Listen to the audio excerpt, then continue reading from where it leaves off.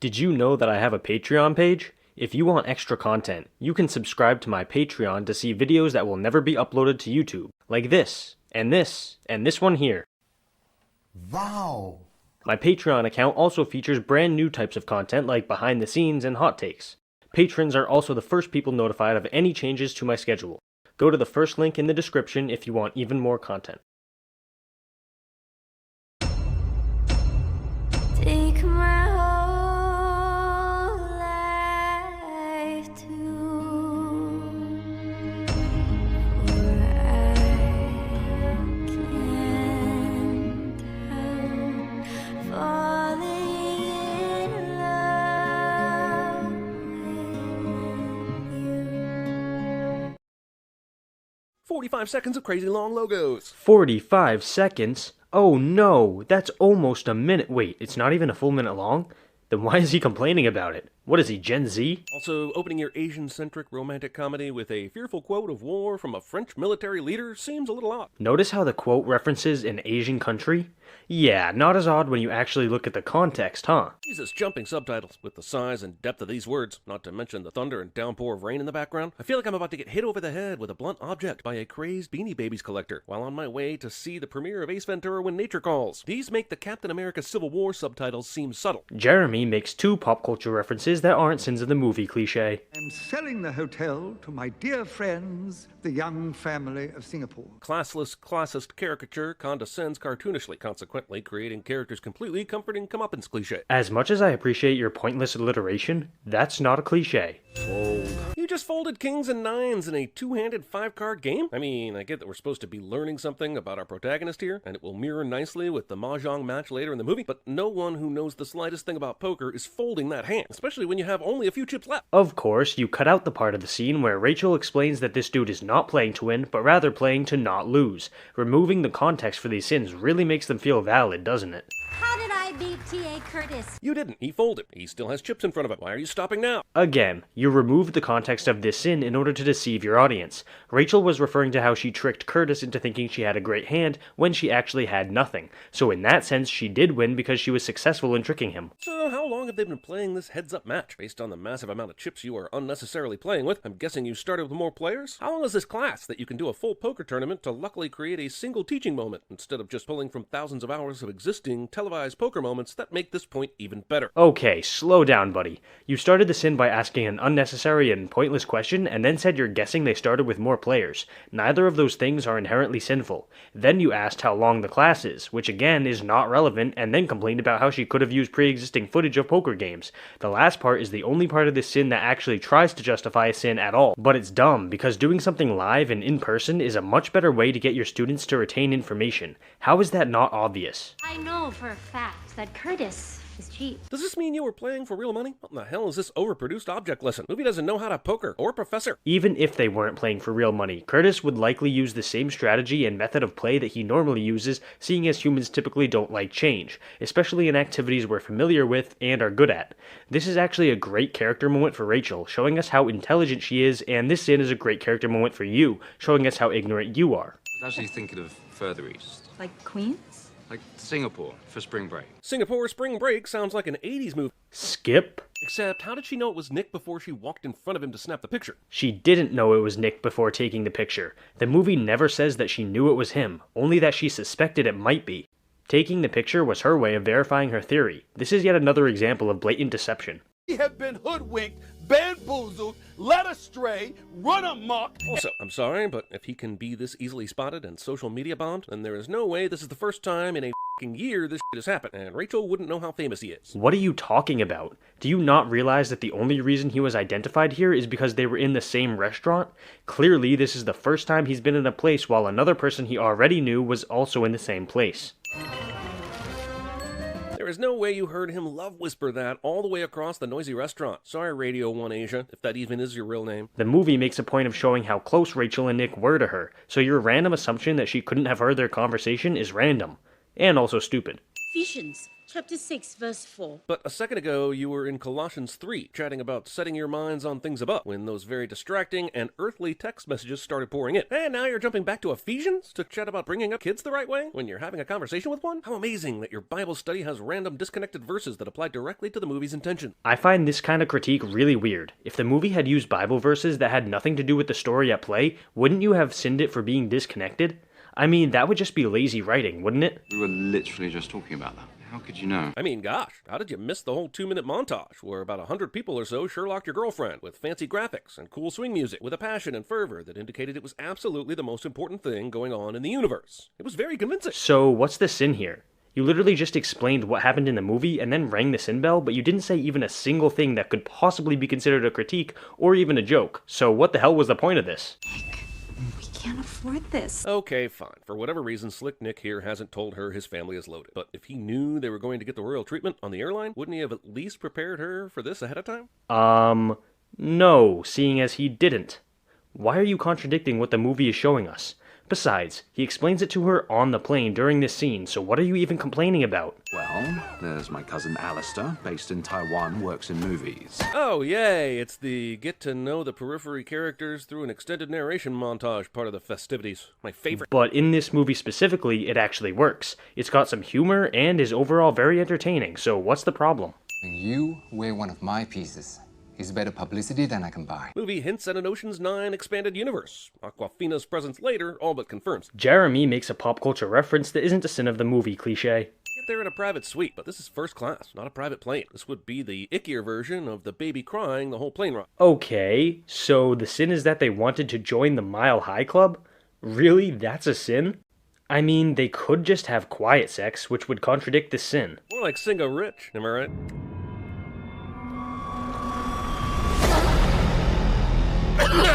What the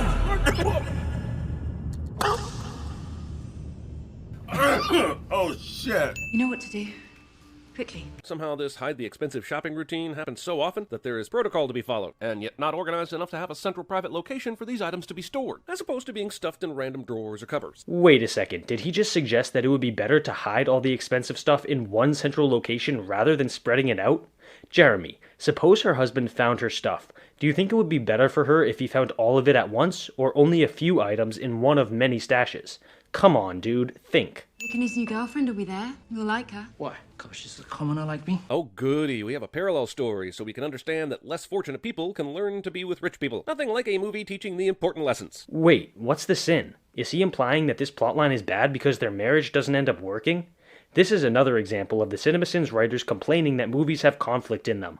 Newsflash, real life doesn't always have a happy ending, so why should movies always have happy endings? I got you something too. When it comes to these two, I'm just going to go ahead and do what the scriptwriters should have done in the first place. Skip! But this plotline is great, so why are you skipping it? I swear the Cinemasins writers choose a plotline at random to shit on in each video. Vomiting Merline. Pointing things out on the screen. How can I resist? But Nick, she's wearing glasses. She's clearly not hot and sexy anymore. So that was a fucking lie. She feeding that infant an entire fried chicken nugget? I get that it's a joke, but it's like a joke from a cartoon or a parody, not a heartfelt romantic comedy. This whole crazy niche Asian family is a tone's throw in the wrong direction. Admits that it's a joke, sins it anyway. She's American, huh? Really skinny. You want to look like that? No. Then eat your nuggets! Haha, because Ken Jeong is insulting Constance Wu, calling her ugly even though she's not, and comedy. Yeah, it is funny. Certainly more funny than anything you've done in years. But what's the sin? You didn't say anything that was sinful. But the Young family, they're old money rich. They had money when they left China. So why did we need the opening in the hotel getting this film off on the absolute wrong foot when Aquafina does a great job explaining everything we need to know here without the cliched racist Londoners in the background? Okay, what do you mean when you say the opening scene started the movie off on the wrong foot? Can you explain or provide any reasoning?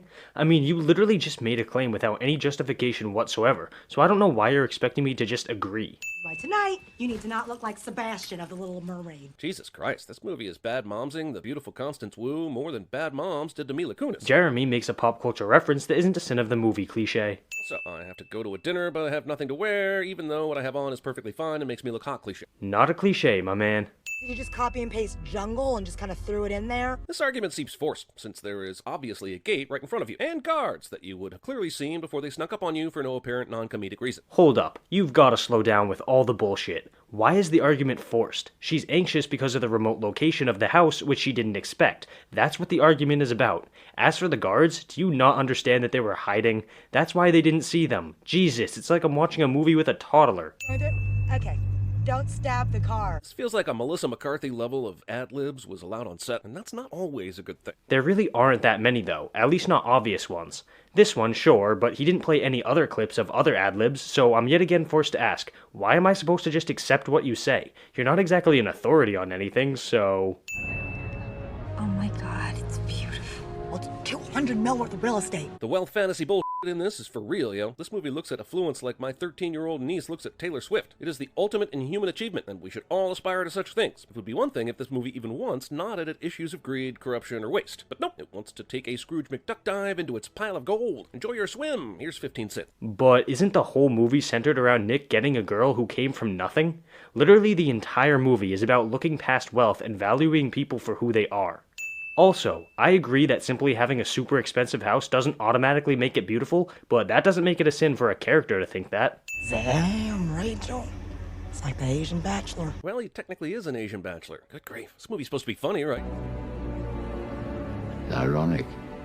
Also, it's hilarious that you would say this right after a sin where you took a line of dialogue way too seriously. What I'm saying is that it's your own fault. Have you prepped Rachel to face the wolves? Rachel is a New Yorker, and she lectures millennials for a living. Nick Young might be the nicest guy on the planet, but he's an asshole. Conceals his wealth from Rachel for one full year, never really tells her, but reveals it by boarding on a luxury plane, and doesn't make one attempt to prepare her for his mother. What kind of relationship is this? What have their conversations been like up until now? Why does Rachel still trust this guy? Nick was hiding his wealth from her because he didn't want to risk her being a gold digger, which is a much more prevalent issue than I think you realize for someone like that. As for not preparing her for his mother, it's his mother, numbnuts. Most people aren't fully aware of their parents' flaws. Nick knows she's overbearing and protective, but he never expected her to go to the lengths she does in this movie. Also, is millennial just a synonym for college age now? Because the actual generation was born from 1980 through 1995 or so, meaning most actual millennials are likely out of college now. In fact, based on the 1995 flashback at the beginning of the movie where Nick appeared to be around 7 or so, he himself is a millennial, and likely Rachel too. So technically, she teaches Gen Z for a living, right? Yeah, that's actually a legit sin. Well done, Jeremy. Well done. Your parents like to entertain? Oh, I'm sorry, your mother's single. How would they know that? She just told Eleanor about her dad dying a few minutes ago. Do you remember the montage towards the beginning of the movie that you kept bitching and moaning about for no reason? Yeah, maybe you should have paid attention to it rather than complaining. They started clearing away dinner. Your favorites. Man, can't wait to find out what happens with Michael's startup tech company subplot. And by can't wait, I mean don't give a and don't understand why a 2-hour movie that should be 90 minutes tops chose to keep the storyline in. Because it's interesting and develops a really good character?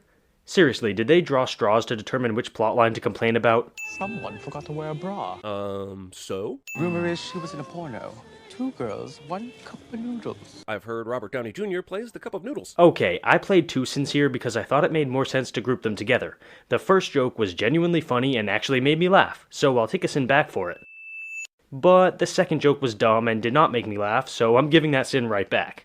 Not sure why I need to know this is international waters or why these subtitles are getting so ridiculous. I keep feeling like a new movie is starting every time one of them pops up. Seeing as he already complained about the title cards, Jeremy double dips cliche. I genuinely don't understand what kind of comedy this film wants to be. That felt like something out of a Naked Gun film. Is he sitting a comedy movie for having a joke again? Also, Jin Yang from Silicon Valley was in charge of this bachelor party, building it up as something so insane he had to host it in international waters. What's being done here is no different than renting out a club for a night. This party might be fun, but it's needless bull.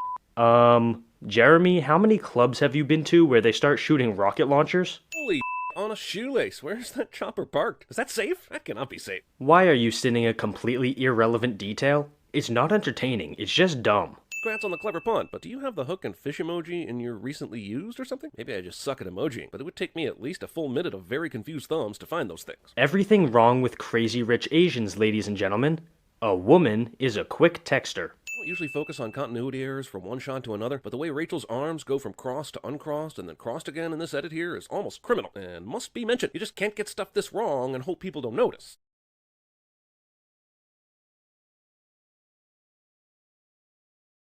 I love who I am around you. This line underscores a problem with this movie. We haven't seen Nick and Rachel's relationship until now. What does he see in her and vice versa? How do these two personalities mix? Did you skip over every single scene that highlighted their relationship?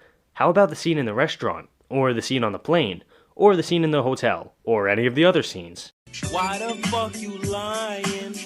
Why you always lying? Put the baby in bed. Tuck, tuck, tuck. Then you eat the baby. Wait, that Pixar short wasn't a metaphor? Is this just a thing? Jeremy makes a pop culture reference that isn't a sin of the movie cliche. Microwaving macaroni and cheese for their own children. No wonder they put their parents in the old folks' home when they grow up. The studies of the correlation between processed cheese intake and not wanting to care for your elders is long and dark. This is one of those sins where Jeremy takes a joke from the movie and then proceeds to make it worse. Seriously, what are you doing? Did you think that joke was funny? You should have just left it alone. Like a super sophisticated, smart professor of frickin' game theory. Yeah, maybe she can team up with Robert Langdon and his symbology courses and give us a double whammy of courses no one gives two shits about. Jeremy makes a, okay, you already know what I'm gonna say. Oh, this is the wedding day and Rachel's still somewhere getting an outfit picked out for her? I'm pretty sure being late to the wedding is not a way to get on Crouching Tiger's good side. Which is why it's a good thing that she's not late to the wedding. So, what was the point of this sin? Spectacular, man. It's the double Spanx. I can't breathe. Spanx. That fake-ass laugh. I hired a private investigator. And in just 3 days, he was able to figure out Rachel's mom's dirtiest secret about cheating on her dad with someone else. Yeah? Why is that a sin? The fact that you mentioned how long it took leads me to believe that you're sinning it for happening too quickly, but that's dumb because someone who is a private investigator by trade would surely be able to do that kind of work in a matter of days. Also, this Maury Povich moment comes during the celebration of her son's best friend's wedding. Like, could you not spring this after everything's settled? You know, like tomorrow? Tomorrow never dies. Eleanor wants Rachel to leave. She doesn't really want to wait until after the wedding because, in her mind, time is of the essence. She wants the perceived negative influence to get away from her son as soon as possible. Titi, how long you been standing there? Just a short while. Nothing like a good laugh between mother and daughter about a creepy stalker taking pictures of them. Comedy movie. Not meant to be taken seriously. Oh, all that stuff she just told Nick's mom, realizing she's not good enough for her son. That's still the case, right? Surely she didn't change her mind because she said some pretty things and threw a single game of mahjong. Rachel made Eleanor respect her by beating her, which also proved her competence and intelligence to Eleanor. That's why she comes to accept Rachel. Yes, this movie is trying to make me happy that this rich Asian woman gets to freely embrace her $1.2 million earrings. A true love story for the ages. Again, he's complaining about this plotline not having a happy ending because apparently movies are bad if they don't wrap everything up in an unrealistically kumbaya way. I believe this character's name in the script is Constant Wu. My disappointment is immeasurable. And my day is ruined.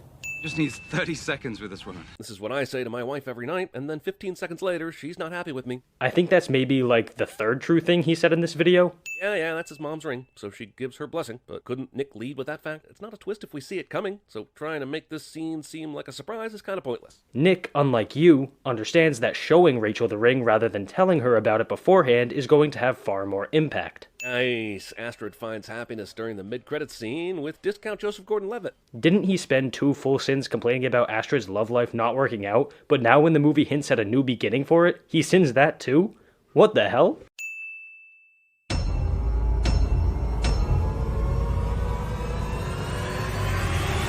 Welcome to hell.